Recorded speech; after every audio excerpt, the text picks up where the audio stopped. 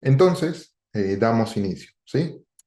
Comentarles que ante cualquier duda, comentario, consulta que ustedes pudiesen tener, por favor lo escriben en el chat, lo escriben en el mensaje directo, si es que no quieren que figure su nombre, también pueden levantar la mano en la misma plataforma del Zoom o directamente abrir el micrófono, ¿sí? No hay ningún problema respecto a ello, porque quizás yo entiendo que hay algunas empresas, ¿no? O algunos colaboradores que ya tienen experiencia con estas normativas ISO y por ahí que va a ser mucho más fluida esa conversación y el entendimiento que ustedes pudiesen tener, pero también pudiese suceder, se pudiese dar el caso de que en las empresas en las que están trabajando o personalmente ustedes quizás no tienen mucho acercamiento con esas normativas ISO. Y por ahí que de repente yo voy a asumir que ustedes ya entienden ciertas definiciones y ciertas metodologías y estaría pisando en falso, digamos, ¿sí? Hay cualquier consulta o duda que tengan, no duden en realizarla, ¿ok? Muchas gracias por los saludos en el chat. Buenas tardes. Iniciamos entonces. Nosotros somos Cuama, ¿sí? Hemos podido ver el video al inicio, una pequeña introducción de algunos servicios que realizamos, ¿no? Vinculados pues a esas normativas que ya hemos comentado de calidad, medio ambiente, SCT, antisoborno y adicionalmente también damos soporte, servicios vinculados a otros tipos de normativas ISO también, como por ejemplo la vinculada a la seguridad de la información o a la calidad de la educación también, ¿sí? También vemos cumplimiento legal y adicionalmente también vemos otras normativas, no solamente ISO, sino también las de responsabilidad social, las de SA, Social Accountability, ¿sí? Yo soy el ingeniero Angelo Tineo, como ya les comentaba, y tengo ciertos estudios y experiencias vinculadas a esas normativas, ¿sí? A las de calidad, medio ambiente, CCT, antisoborno, puntualmente también seguridad de la información y también responsabilidad social, ¿sí? Bien, entonces vamos a conversar, vamos a hablar un poco de estas normas ISO.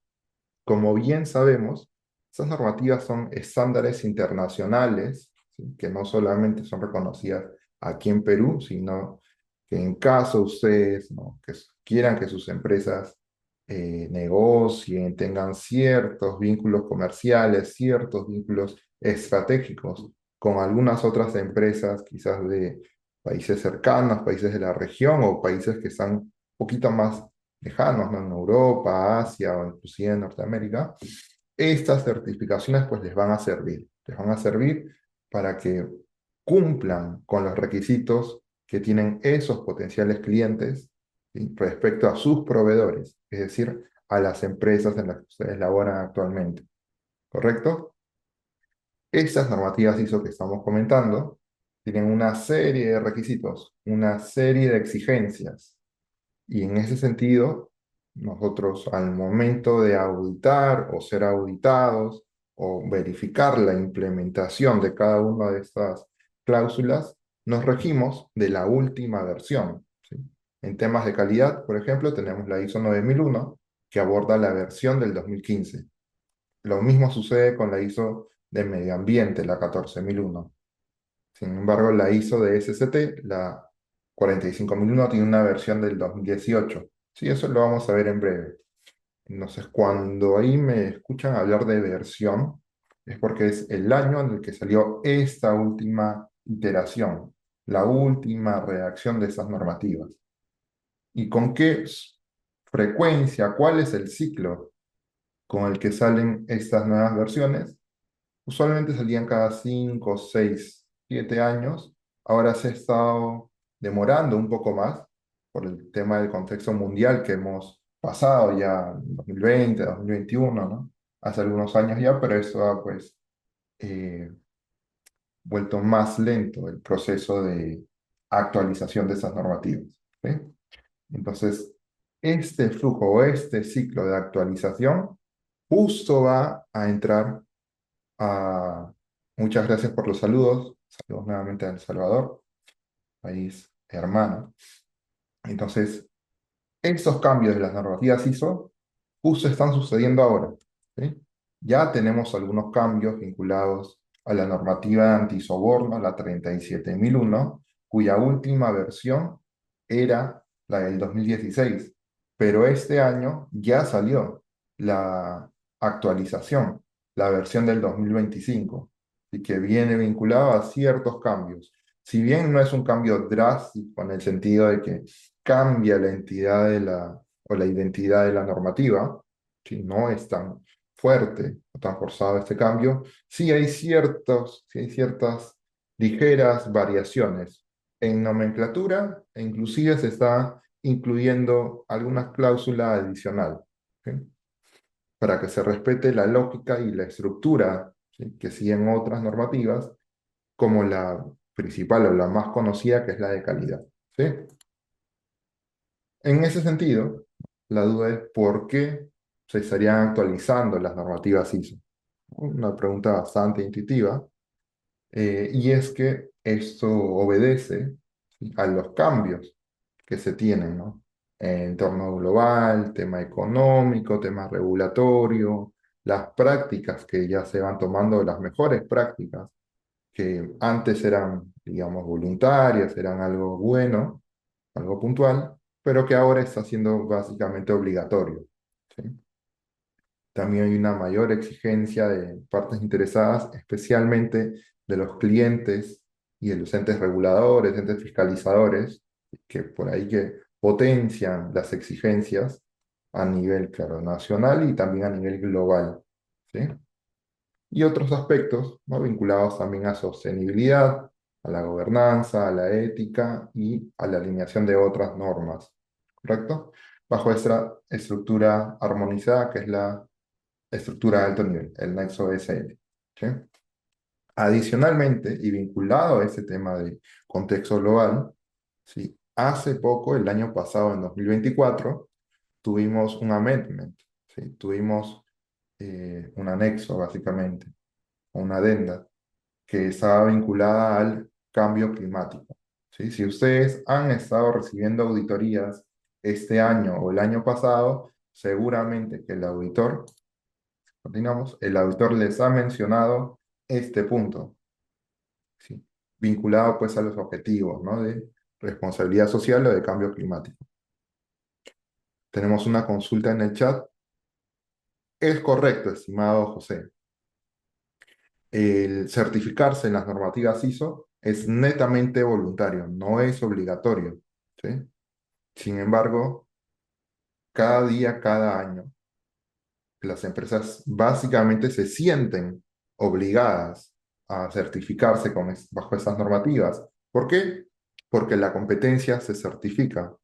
Digamos que yo formo parte de una empresa, digamos que soy vinculada a la comercialización de vehículos, ¿sí? Y en el caso puntual, el ejemplo en el que estamos ubicados nosotros, que es el Estado peruano, ¿sí? El Estado peruano, eh, digamos que potencia este aspecto de certificarse. ¿Por qué? Porque da incentivos, ¿sí? Al Estado peruano le gusta que las empresas estén certificadas, que estén reguladas, ¿sí? Que estén controladas, que sean auditadas. ¿Y cómo lo demuestra? ¿Cómo demuestra ese gusto? Básicamente en los concursos, en las licitaciones. ¿Por qué lo digo? Porque seguramente muchos de ustedes ya lo tienen bien mapeado, que en los concursos se brinda puntaje, ¿verdad? En función al tema económico y al tema técnico. Dentro del tema técnico, de esos criterios técnicos de los puntajes, entra a tallar las certificaciones ISO. Entonces, volviendo al ejemplo, si yo soy una empresa que comercializa vehículos, y no sé, la policía, el ejército, ¿no? O la marina va a comprar una flota de vehículos de cierta marca, claro, yo no soy el único distribuidor. Hay tres, cuatro, cinco empresas comercializadoras, distribuidoras de esa marca puntual, ¿sí? Que van a participar en esa licitación. Y no estamos hablando pues de 5.000 o de 10.000 soles, ¿sí? Sino que esta licitación pues podría elevarse al precio de millones de soles, ¿no? 5, 10, 15 millones, dependiendo del volumen de compra. Y en ese sentido, la empresa que está certificada, pues le saca ventaja a las otras empresas que tiene al costado. Y si yo como empresa decidí, pues como es voluntario, y como usted bien lo comenta, eh, decido no certificarme, quizás las empresas del lado, del costado, del frente, deciden sí certificarse y sacar esa ventaja. ¿Ok? Excelente. Entonces, el resumen es que sí es voluntario, pero las empresas que no certifican, pues, y especialmente que tienen participación en licitaciones del Estado o que tienen como clientes algunas empresas grandes, de renombre, ¿no? Que dominan el mercado o que tienen participación internacional, pues esas empresas privadas grandes también puede que tomen ciertos criterios de homologación de proveedores, de auditoría a proveedores, claro. Y en ese sentido, hay empresas, especialmente las que son más grandes, especialmente en el sector minero, o que toman el certificado de ISO como un criterio de auditoría, que dan puntaje también, o que directamente dan la opción de que las empresas que ya están certificadas, pues no es necesario que pasen la homologación. ¿Por qué? Porque ya son auditadas de manera anual, con cierta frecuencia, ¿sí? Entonces, ese es básicamente uno de los puntos más fuertes del por qué las empresas buscan certificarse. Regresando a todo este tema del cambio climático, ¿sí? El año pasado, como les comentaba, surgió este cambio en las normativas. Si bien no se actualizó directamente la normativa, porque, por ejemplo, la norma de calidad seguía con su versión del 2015, pues el año pasado e inicios de este año, y bueno, todo el año 2025 también, en las auditorías sí se exigía este punto, este cambio, debido a la amenda, ¿sí? A la amendment o a la adenda, ¿sí? Entonces, el foco, que fue un cambio que ya se realizó, fue ese de aquí, que en el tema de las cuestiones internas e externas, en las necesidades de las partes interesadas, en las expectativas de las partes interesadas, ahí se identifique si es que el cambio climático era una cuestión o un requisito o necesidad que podría ser aplicable dentro del análisis de todo el contexto de la organización. En breve vamos a ver que una de las normas que ya fue actualizada, que es la 37001 de antisoborno, en su nueva versión del 2025 ya aborda este tema del cambio climático. Ya no es necesario que se revise el amendment, sino que directamente se puede ver la nueva versión. Y lo mismo va a suceder con tanto la norma de calidad como la norma de medio ambiente, ¿sí? Entonces, empezamos con quizás la norma que es más interesante, ¿sí? Para la mayoría de empresas, que es la de calidad, que básicamente tiene como identidad la satisfacción del cliente, el poder cumplir con los requisitos del cliente. Esa es la lógica de la ISO 9001, ¿no? Y para cumplir con esos requisitos del cliente, pues hay que hacer todo un control de calidad de los procesos, procesos operativos, procesos de apoyo, procesos estratégicos, entre otros, ¿sí? En ese sentido, esta normativa ISO que va a tener su cambio o que está planificado su cambio para el próximo año, ¿sí? Su nueva versión, pues va a tener ciertos aspectos actualizados, que son esos de aquí, ¿sí? No son los oficiales, porque aún todo este proceso de actualización se realiza dentro de la misma ISO, ¿sí? Dentro de la misma organización ISO. Entonces, algunos de los cambios preliminares, y algunos de los resúmenes que se están revisando y que se están socializando, indican esos cambios, ¿no? Algunos cambios en terminología, definiciones vinculados a la ISO 9000, ¿sí? En la cláusula 4 también se van a abordar cambios menores, principalmente vinculados al cambio climático, ¿sí? Incluidas a partir de la enmienda del año anterior, del 2024. Entonces, aquí en esta cláusula se debería de abordar el análisis de cambio climático, ya sea interno o externo. También en la cláusula 5, ¿sí? Recordamos liderazgo y compromiso, que está vinculado principalmente a la alta dirección, Ahí lo que se va a abordar es la cultura de calidad, que la mejora continua y el comportamiento ético esté vinculado a la cultura de calidad. ¿Sí? Haciendo un poquito de mención con la cláusula 7.3, que es toma de conciencia, eso es lo que se va a querer empujar, lo que se va a querer potenciar, ¿correcto? ¿Y por qué se coloca en la cláusula 5? Porque quien potencia, quien difunde, quien promueve esa cultura de calidad debería ser la alta dirección, es decir, la gerencia general o quien ustedes hayan decidido que sea la alta dirección, que cumpla las responsabilidades o funciones de la alta dirección. Importante, ¿ok? Adicionalmente, van a haber cambios en la cláusula 7, en la cual va a haber una reestructuración, un parafraseo del texto, ¿sí? De la terminología que se emplea, y van a haber cambios en los requisitos, ¿sí? Puntualmente el que se tiene mapeado que se va a potenciar es el de toma de conciencia, muy en línea con lo que estábamos comentando previamente, ¿sí? De poder generar esa cultura de calidad, esa cultura ética de calidad, ¿sí? La cláusula 8, como bien recordamos, es básicamente un flujo, ¿no? Desde los controles y los criterios operativos u operacionales que se tienen para cada uno de los procesos, después con la toma de los requisitos del cliente, el diseño y el desarrollo, ¿no? De los servicios, de los productos en caso aplique, el control de proveedores y a la producción de ese servicio o del producto mismo que se está ofreciendo al cliente, las salidas no conformes, ¿no? Y también la liberación de los productos servicios. La estructura, la lógica, se asume que va a ser la misma, ¿sí? Pero se va a tener cierto cambio en la terminología, especialmente en aquellos aspectos en los que la norma se vuelve muy repetitiva o que no brinda valor, ¿sí? Al entendimiento. Básicamente, esta cláusula 8 es de las más extensas. Luego tenemos la cláusula 9, que también coincide en su gran mayoría con la última versión del 2015, pero sí se va a tratar de abordar el aspecto de la detección de tendencias de calidad, ¿sí? Y también la relevancia de ciertos resultados de desempeño.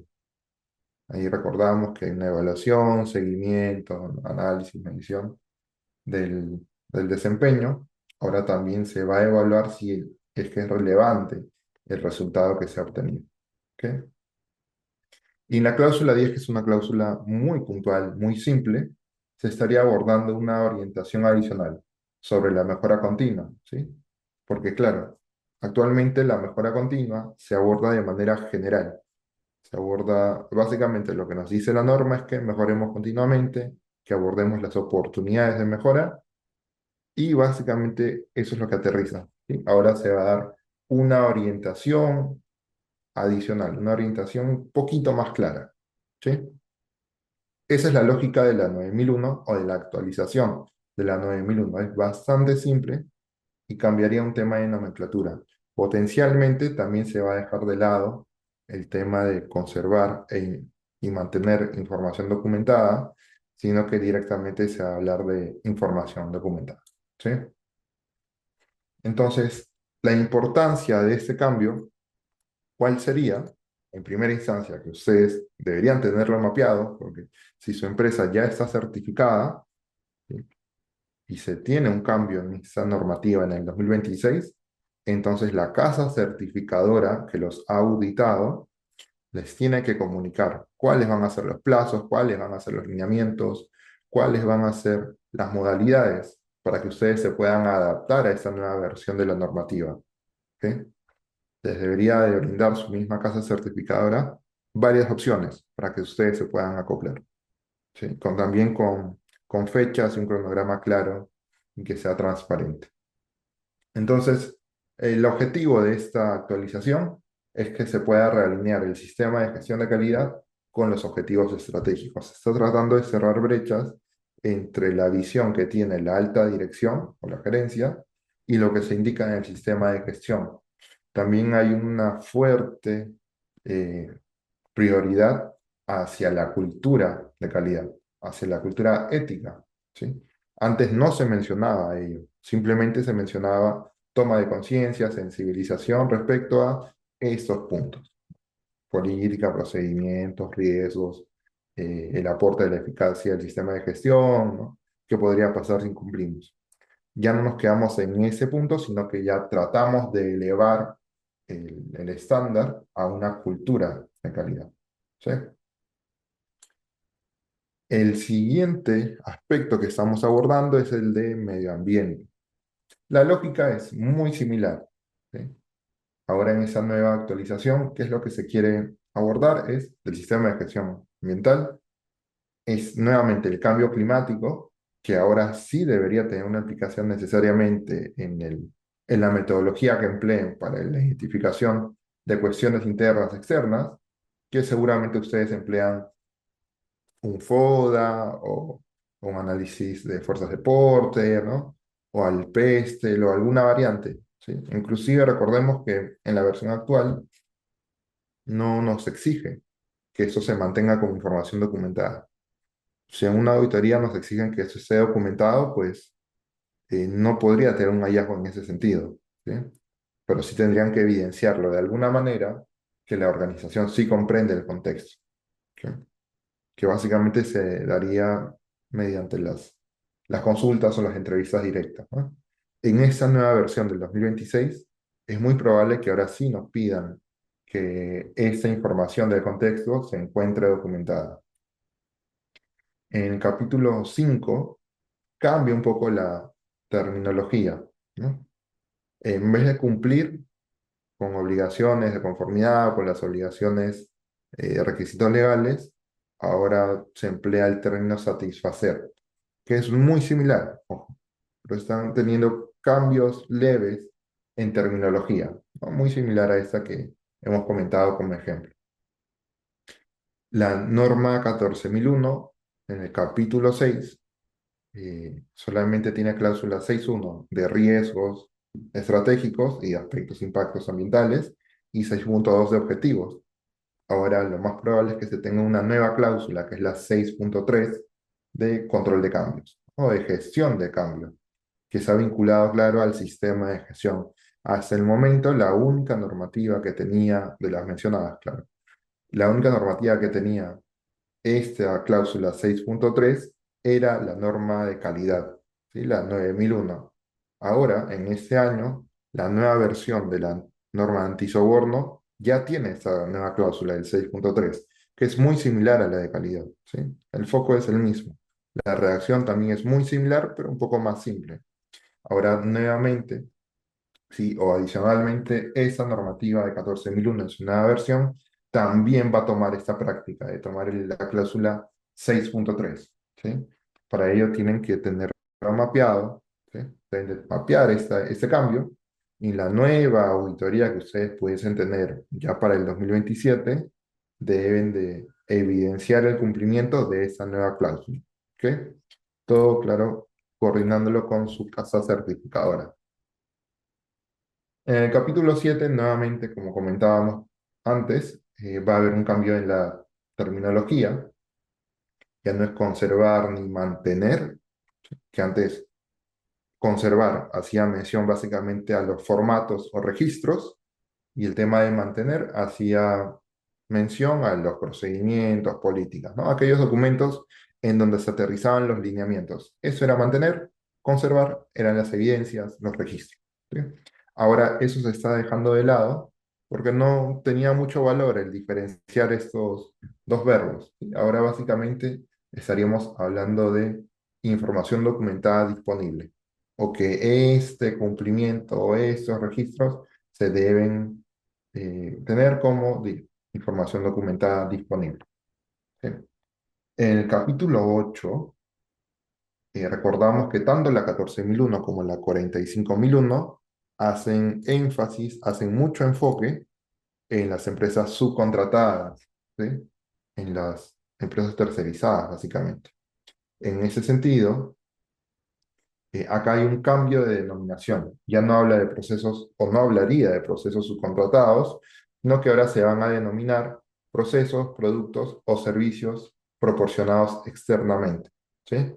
La definición que básicamente emplea la norma de calidad. para sus proveedores, ¿correcto? Esa práctica la van a trasladar a la ISO 14001. También ese control operacional va a pedir que se extienda a proveedores y a socios. Y eso es algo crítico, ¿sí? Porque básicamente, y ustedes seguramente lo tienen bien mapeado también, el tema de seguridad de SST, de la 45001 y el cumplimiento de la ley general de SST, que es la 29783, pide que también controlemos a los proveedores, especialmente a los contratistas, ¿sí? En temas vinculados a seguridad. Actualmente la norma 14001 sí hacía mención a ello, pero solamente a contratistas. Puntualmente mencionaba a los proveedores y a los socios de negocio, pero ahora se va a profundizar en ello. Se va a volver más parecido o más similar a la norma antisoborno, que la norma antisoborno sí tiene fuertes lineamientos para los socios de negocio, especialmente para los proveedores, ¿sí? Porque algunos proveedores van a participar, ¿sí? O van a realizar actividades en nombre o en representación de la empresa que está certificada, ¿sí? También nos pide que la preparación ante emergencias, las de medio ambiente son más puntuales, ¿no? Derrames, entre otros. Eh, Nos pide que esta preparación ante emergencias se alinee con la planificación de riesgos, con la identificación de aspectos impactos y con la de riesgos estratégicos, ¿ok? Antes sí lo pedía, pero de manera muy puntual, ahora va a hacer más énfasis en ello. Y el hacer más énfasis en ello va a obligar a los auditores a que revisen este punto durante las auditorías, ¿sí? Mucho ojo con ello. En la cláusula 9 se tiene un enfoque bastante similar, pero ahora también se debe de abordar las subcláusulas en las revisiones de la dirección, ¿sí? Antes eran entradas y salidas, como recordamos, ahora van a abordarse entradas, procesos y resultados. Un cambio importante, ¿ok? No hay que dejar de lado ello. La cláusula 10, ¿sí? La 10.1 se va a eliminar. Lo único que se va a abordar es la 10.2 y la 10.3. Enfoque similar a lo que se aborda ahora en la gestión antisoborno, ¿sí? Recordamos, la cláusula 10 es de mejora, 10.1 era generalidades, 10.2 eran no conformidades y 10.3 nuevamente era mejora. Entonces 10.1 y 10.3 era lo mismo, era una sin razón, básicamente. En ese sentido, se va a unir ambos como mejora continua y se va a mantener no conformidades, ¿sí? Para que haya un mejor vínculo entre las revisiones que se realizan de manera interna con el seguimiento, las revisiones de la auditoría interna y externa, y las revisiones por la alta dirección, para que todos esos resultados conversen con las no conformidades y con las oportunidades de mejora. ¿Ok? El tercer frente que me gustaría que veamos, ¿sí? Si tienen alguna consulta, duda, por favor lo comentan. Pero el tercer frente es el de 37.001. Si antes de ver ese frente, recordamos la importancia de este cambio de la 14.001, que es básicamente que tenga más cohesión toda esa normativa, que las cláusulas conversen de mejor manera entre sí, ¿no? Que el requisito de 7.3 con la cláusula del capítulo 5 conversen, que se hable de la toma de conciencia y de la cultura previamente de calidad y ahora cultura ambiental, ¿sí? La resiliencia climática, que es un concepto nuevo que está entrando, y también está alineado al desarrollo sostenible, ¿no? Con los objetivos mundiales de este desarrollo sostenible, que algunos de ellos, o un gran número de ellos, están vinculados a al cuidado del medio ambiente, ¿no? A la gestión ambiental. Ahora sí, el tercer frente que vamos a abordar de actualizaciones, porque las dos normas que habíamos visto van a tener cambios el próximo año. Al menos los cambios están planificados para el próximo año, para el 2026. Si es que no hay ningún tipo de retraso, se estaría ejecutando en esa fecha o durante este año. Sin embargo, para este año ya salió la nueva versión de la 37.001. Aún no es obligatorio que las empresas aborden esta nueva versión de la norma. Sin embargo, y acá considérenlo, Hay casas certificadoras que ya han enviado las comunicaciones formales, ¿sí? Por correo a las empresas certificadas sobre los lineamientos de fechas, ¿sí? Y de opciones para que ustedes se puedan trasladar de la versión anterior, que es el 2016, a esa nueva versión del 2025. De manera tradicional, las casas certificadoras dan entre 2 y 3 años para que puedan hacer esa transición, ¿correcto? Sin embargo, se ha visto el caso puntual este año que hay una casa certificadora que básicamente da un año de chance para que puedan hacer ese traslado, ¿no? Que da básicamente un año hasta finales del 2025, ¿no? Octubre, noviembre, agosto, para que se puedan hacer esa transición a la nueva versión de la 37001, e indica que los certificados que tengan la versión del 2016 no van a tener ningún tipo de validez de cara al año 2027. Y para enero, febrero del 2027 se va a hacer la descontinuación a la nueva versión, ¿sí? No van a tener validez la del 2016. Esto deben de conversarlo con su casa certificadora. Ahí nos comentan, consulta, la migración tiene un costo adicional netamente vinculado a la casa certificadora. La gran mayoría de casas certificadoras sí abordan un costo adicional en caso tengan una auditoría adicional.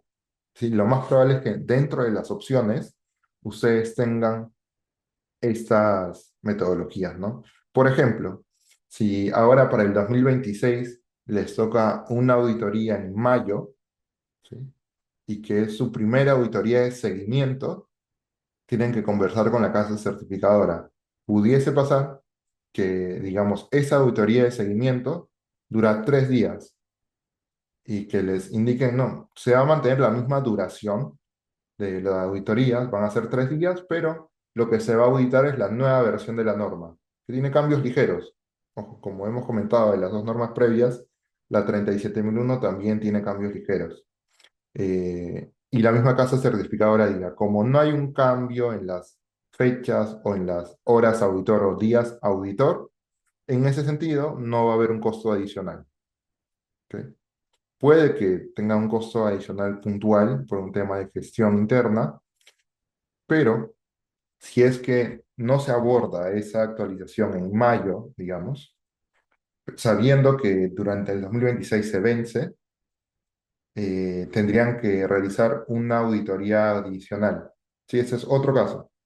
En el mayo del 26 los auditan con la versión de la previa, la versión del 2016. Entonces, antes de diciembre necesitarían una auditoría adicional, que puede ser un día, día y medio, mediodía, en función al alineamiento de la casa certificadora. ¿Sí? Y esa auditoría adicional sí obligatoriamente tendría un costo adicional, porque están destinando horas auditor adicionales. ¿Ok? En ese sentido, importante que puedan comunicarse con su casa certificadora, especialmente aquellas empresas que ya están certificadas en 37001. Necesitan tener esa comunicación directa, ¿sí? Con la ejecutiva comercial o el ejecutivo comercial que les ha dado el seguimiento de su auditoría inicial y las auditorías de seguimiento. Muy importante ello. ¿Ok? Gracias por la consulta también. Entonces, volviendo a la presentación, esta nueva versión de la norma tiene ciertos cambios. También se está abordando lo que hemos comentado, el cambio climático y la cultura de cumplimiento. ¿Ok?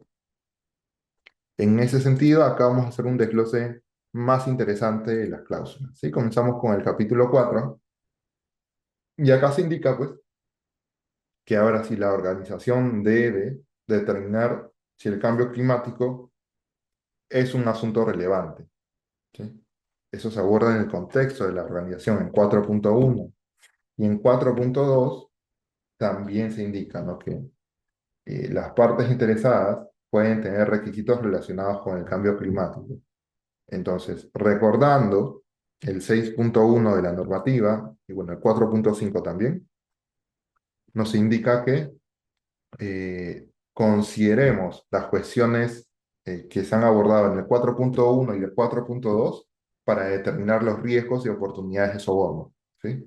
Y si es que yo tengo cuestiones en el 4.1 y en el 4.2, cuestiones que están vinculadas al cambio climático, entonces por lógica, el auditor podría pedir algún riesgo que esté vinculado al cambio climático, riesgo de soborno vinculado al cambio climático, ¿sí? Importante que puedan tener ello mapeado. Luego en el capítulo 5 acá también están haciendo un reforzamiento fuerte de la cultura antisoborno, ¿sí? Entonces, dentro de esta cláusula, ya nos pide que la organización debe desarrollar, mantener y promover una cultura antisoborno en todos los niveles de la organización. El reto aquí va a ser evidenciar este cumplimiento, porque la cultura antisoborno es un concepto, digamos que gaseoso, no está tan aterrizado. En ese sentido, pues se dificulta, ¿no? Que mostrarle un documento al auditor diciéndole, sí, mire, esa es la cultura antisoborno y se mantiene y se desarrolla en la organización, ¿sí? Básicamente lo que se podría tomar como cumplimiento de ello es la toma de conciencia o la sensibilización, ¿sí? También nos pide que se fomente conductas que respalden la política antisoborno y que se debe prevenir y no se deben tolerar conductas que comprometan la lucha contra el soborno.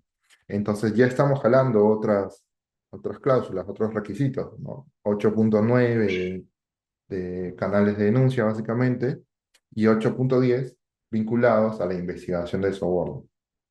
Y también nos pide que el órgano de gobierno y la alta dirección pues demuestren ese compromiso, que sea visible, que sea coherente, que sea activo. Y también nos dan cierta información de factores que podrían estar vinculados a la cultura antisoborno, ¿sí? Ese es uno de los puntos más fuertes de los cambios de la normativa.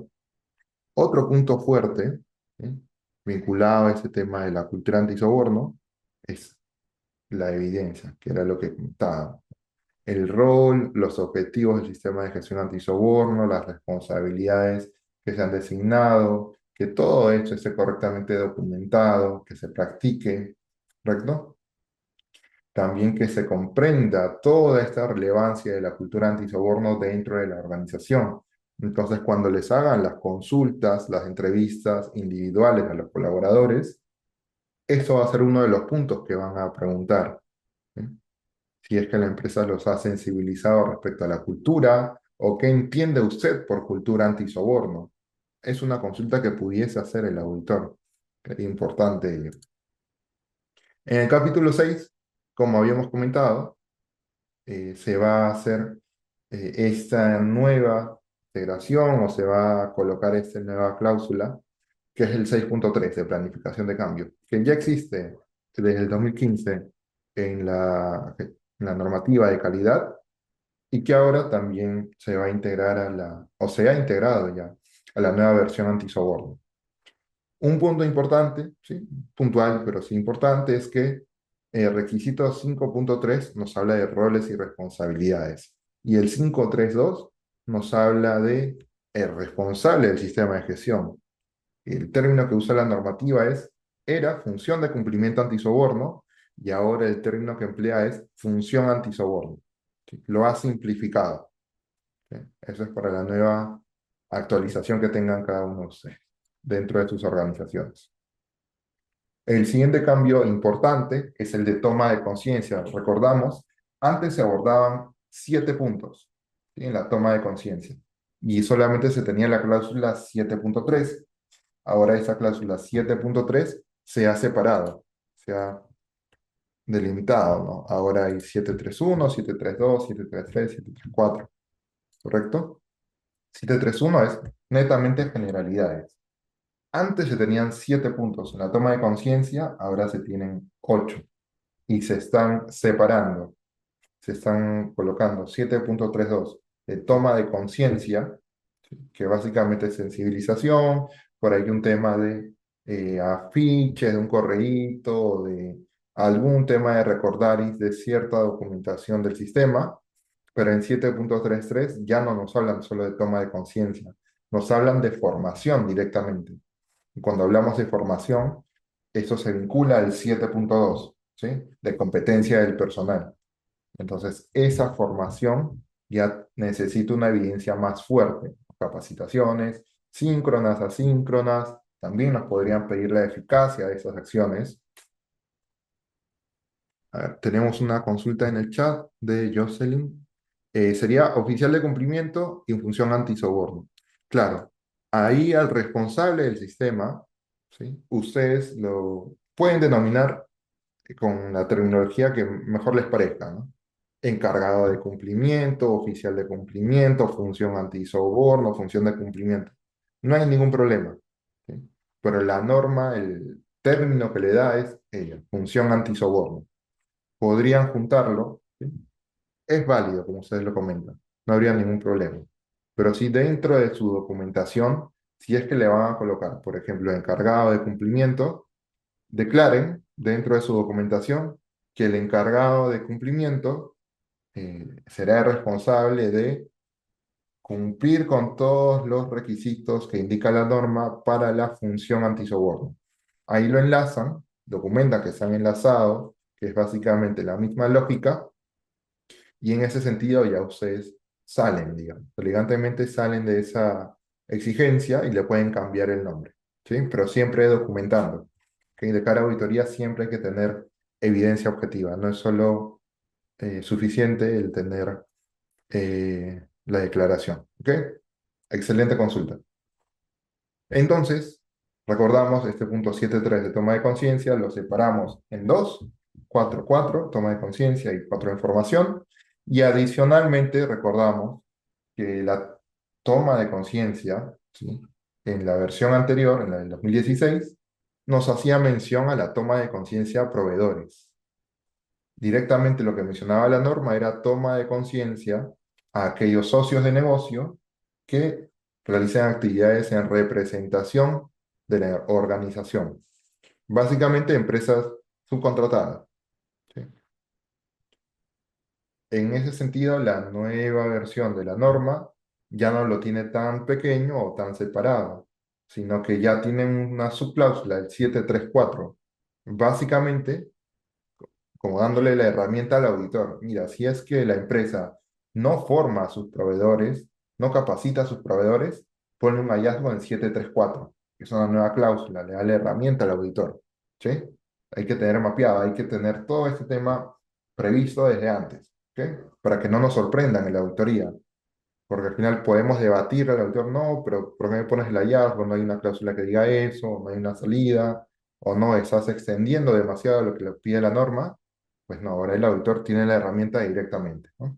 Nos pide la misma norma que la organización deberá implementar procedimientos que aborden la capacitación antisoborno para los asociados de negocio, los socios de negocio que actúen en su nombre o en su beneficio.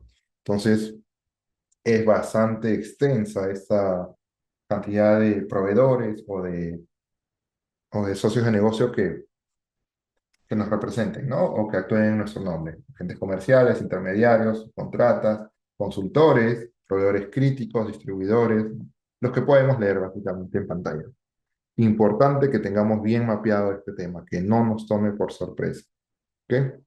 En el capítulo 9, especialmente el 9.2.4, hay una nueva definición, ¿sí? Nueva entre comillas, porque ya nos hablaba de ello previamente cuando hablábamos de conflicto de interés. Ahora está haciendo mayor énfasis en este tema.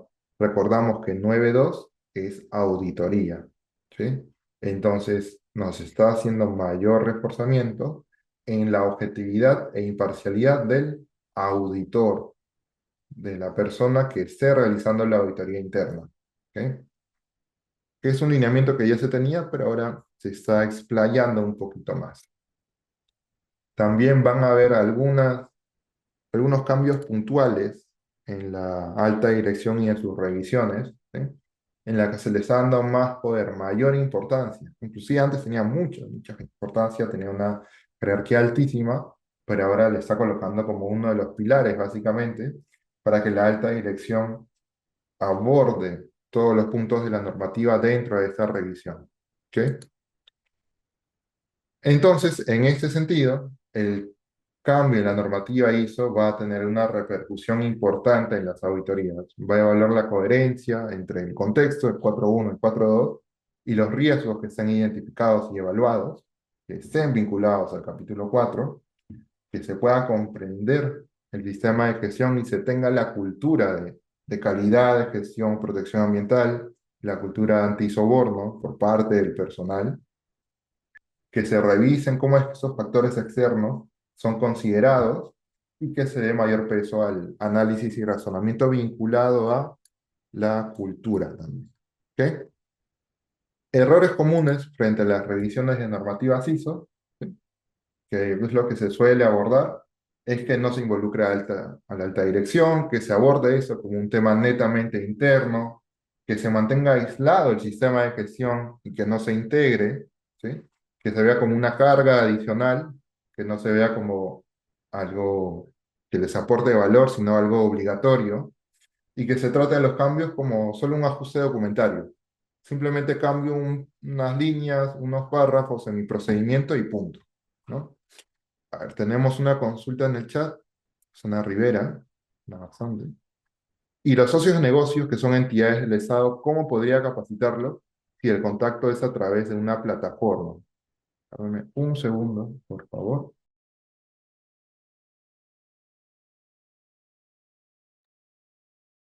Perfecto, continuamos. Socios de negocio, ¿cómo podría capacitarlos si el contacto es a través de una plataforma? Bien, eh, hay algunos socios de negocio los cuales van a ser más complicados de capacitar. La norma directamente nos habla la nueva versión nos habla de los socios de negocio que participen en nuestro nombre, o sea, que nos representen o que actúen en nuestro beneficio. Básicamente está haciendo mención a proveedores. No hace mención directamente o la identidad no es buscar a los clientes en ese sentido de socios de negocio. ¿Sí? Sí se podría tener una toma de conciencia puntual a los clientes, como mediante publicaciones, ¿no? Básicamente unidireccionales que nacen de la organización de la empresa certificada y que no es obligatorio que la entidad del Estado pues lo firme o lo valide, tomando en cuenta justo lo que nos comenta, que el contacto no es directo, que es básicamente mediante una plataforma. Y también, lo que comentábamos, esto tiene que estar documentado, ese análisis de cómo hacen la toma de conciencia, cómo se tiene la metodología de toma de conciencia, tiene que estar documentado. Y ahí se explica el por qué, ¿no? Que era lo que me comenta. Adicionalmente, eh, el examen, ¿no? Acá hay otro concepto que es el examen, y esto lo menciona como evaluación de eficacia, ¿correcto? La evaluación de eficacia usualmente se aborda para el tema de capacitaciones, puntualmente para la toma de conciencia. Podría abordarse también. Eh, Cuando hablamos de socios de negocio, es muy complicado que el socio de negocio rinda un examen. ¿Por qué? Básicamente porque no solamente lo tendría que rendir una persona, sino todos los trabajadores de la empresa, ¿no? Del socio de negocio, lo cual es un reto muy fuerte en tema logístico, ¿sí? Especialmente para clientes. Los clientes, inclusive cuando hablamos de satisfacción del cliente, pues ellos no nos llenan una encuesta de satisfacción, ¿no? Muy difícil que lo hagan. En ese sentido, no sería obligatorio ello, ¿sí? No sería obligatorio que tengan una toma de conciencia tan exigente o tan activa en ese sentido, o que requiera una activación del lado del cliente, pero sí que se demuestre en la auditoría que ustedes realizan los esfuerzos suficientes, esfuerzos necesarios, ¿no? Eh, Básicamente, por ejemplo, cumpliendo con todos los lineamientos pedidos por las entidades del Estado. Y tomando en cuenta también que las entidades del Estado se rigen por unas normativas y leyes más fuertes, ¿no? Que el estándar del resto de empresas. ¿Ok? Excelente consulta igual. Preparación que se recomienda para esas nuevas versiones del 2026. que revisen el mecanismo que emplean para el 4.1, FODA, PES, el Porter, listados simples, el que empleen, que actualicen la matriz o el mapeo de las partes interesadas, que verifiquen la coherencia que tienen entre los objetivos del sistema de gestión, los riesgos identificados, la planificación interna que hayan abordado y el análisis de ese contexto, capítulo 4 y que capaciten a su personal, especialmente a los líderes o a los responsables de los procesos, ¿sí? Que les indiquen que va a haber un cambio en el sistema de gestión, que les expliquen el por qué y cuáles van a ser las consecuencias, ¿sí? Muy importante que se los puedan comunicar para que no agarren de sorpresa al resto del personal o el resto de áreas. ¿Ok? Algunas conclusiones respecto a ello, ¿sí? Es que estas normas pues no cambian de manera radical, no hacen un giro de 180, ¿no? Sino que es de forma gradual, son cambios ligeros, cambios de nomenclatura, por ahí que van ingresando algunos términos nuevos, cambia un poquito el enfoque, le dan fuerza a ciertos conceptos, pero no es un cambio radical, ¿no? En este contexto, o en este cambio puntual, se están concentrando en los cambios del contexto y de las partes interesadas. También el tema del cambio climático, la responsabilidad de la alta dirección y de la cultura que se genera dentro de la empresa, y también que la integración de estos sistemas de gestión ya no es opcional, se vuelve una necesidad debido a que cada vez más están conversando entre sí. La estructura de alto nivel, que es la distribución de los 10 capítulos, cada vez se vuelve más similar entre normas. Me refiero a los subcapítulos, puntualmente el ejemplo que dimos del 6.3. ¿Ok? Entonces tenemos el llamado de acción para que puedan abordar estos cambios, que no los agarren de sorpresa, que no reciban un correo de la casa certificadora y que simplemente lo archiven y no lo tomen en consideración hasta que llegue el último mes en la que tengan que tener su auditoría de seguimiento o su recertificación y la casa certificadora les diga: "Oigan, por si acaso les voy a auditar con la nueva versión de la norma y que ustedes no se hayan preparado". ¿Ok? Revisen la norma, la nueva versión de las normas, hagan las actualizaciones correspondientes, ¿sí? Y abórdenlo de manera previa, ¿ok? Con bastante anticipación. Bien, estimados, ahí me comentan si tienen alguna consulta. Si es que no tenemos ninguna consulta adicional, ello sería todo por nuestra parte, los agradecimientos, ¿sí?